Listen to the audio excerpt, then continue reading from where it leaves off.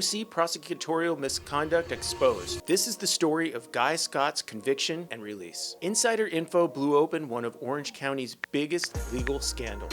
That insider evidence means convictions once thought solid are now being undone, with huge consequences for victims, defendants, and the justice system. In the next few minutes, I'll show how a judge tossed snitch testimony, cut a murder to manslaughter, and what defense counsel should demand on day one. What happened to Guy Scott? In 1981, Larry Minor was killed in his Fullerton apartment while 3 men were staying there: Guy Scott, Peter McDonald, and Robert Neary. In 1984, Scott was convicted of first-degree murder and robbery and sentenced to 25 to life. McDonald was tried separately and later got life without parole. Neary became the key prosecution witness and received immunity. Decades later, a judge threw out crucial informant testimony and reduced Scott's conviction to voluntary manslaughter, making him eligible for release immediately. The ruling came from Orange County Superior Court Judge Lance Jensen on September 16, 2025. So why did the case collapse? Newly disclosed records showed that back in 1981 to 82, a then Deputy DA, Tony Rackauckus, handled early phases of the case and held an unrecorded interview with Neary, the witness who would later become the state's star. According to court filings summarized by reporters, Rackauckus told an investigator not to record that Neary interview,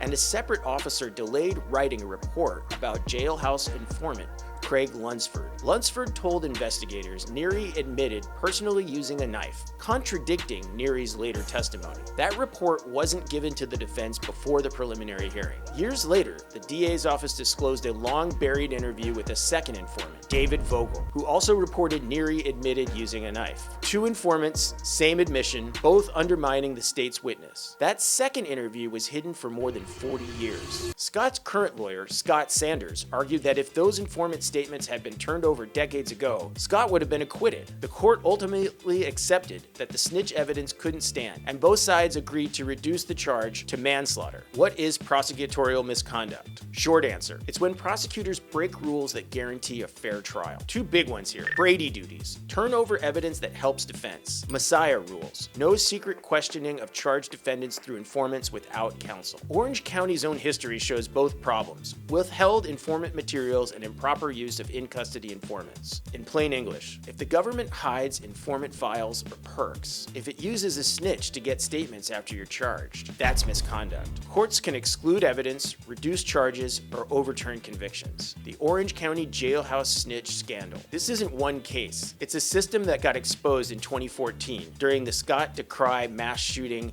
litigation, when Assistant Public Defender Scott Sanders unearthed a secret informant program. Judges and the U.S. Department of Justice concluded OC agencies violated defendants' rights by using informants to elicit statements and failing to disclose informant evidence. Close to 60 convictions have been since reduced or overturned. In January 2025, federal officials announced settlement agreements with the OCDA's office and Sheriff's Department that include reforms and a historical case review of past informant activity. Is the scandal over? Not really. Reviewing all those old cases is ongoing and massive. So back to Guy Scott, the freedom moment. At age 69, Scott had served about 44 years when Judge Jensen reduced the conviction to voluntary manslaughter and made him immediately eligible for release. According to reports, he'll transition to sober living support while re-entering the community. What could defense counsel have done differently back then? Let's be straight. When the government withholds evidence, defense counsel can't use what they don't have. So we avoid Monday morning quarterbacking. But there are lessons both then and now. Number 1, hammer. Brady, Giglio early and often. Aggressive, prepared demands for all informant files, notes, and benefits. All prior inconsistent statements by key witnesses. Internal communications about unrecorded interviews, and any decision to turn off the tape. Renew those demands at each stage. Make a record for appeal if compliance looks suspect. Ask for in-camera reviews and court orders. When you smell an informant, move for a court-ordered in-camera review of informant materials and law enforcement logs. Seek sanctions or adverse inference instructions if the state can't explain explain missing reports. Attack accomplice testimony the California way. Under California law, accomplice testimony must be corroborated. Press for the strongest cautionary jury instructions and argue corroboration is missing or tainted by deals and threats, like the death penalty leverage described later in filings. Litigate massia when appropriate. If an informant was placed to deliberately elicit statements from a charged defendant, move to suppress. Even if the snitch targeted a co-defendant, explore whether spillover prejudice infected your client's case. Preserve the off-the-record issue. If a key witness was interviewed with the recorder intentionally turned off, move to exclude, request special instructions, and argue spoliation-style remedies. Jurors should hear why that choice matters to reliability. Reality check. In Scott's case, the most powerful impeachment, two separate informants saying Neary admitted using the knife, was buried for decades. No amount of cross-examination can substitute for evidence the state didn't disclose. That's why this is a story about prosecutorial duties as much as defense strategy. Guy Scott's resentencing and release show how systemic misconduct, secret informant programs, withheld evidence, and incentive-driven testimony can send people to prison for decades. It's a reminder that constitutional protections matter and that defense counsel, courts, and oversight agencies all have roles in preventing the miscarriage of justice. If you found this useful,